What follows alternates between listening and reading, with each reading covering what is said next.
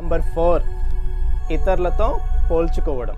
మన నిత్య జీవితంలో మనము ఇతరులతో పోల్చుకుంది మనకు పొద్దు గడవదు. అలా పోల్చుకుంటూ ఇతరులను హీరోలుగా చేసి మనము జీరోలుగా మిగిలిపోతాము. ఒక ఊరిలో సర్పంచి మరొక ఊరిలో షేక్స్తో సమానము. మల్లె పువ్వు వాసన గులాబీకి ఉండదు, గులాబీ పువ్వు అందము మల్లె పువ్వుకు ఉండదు.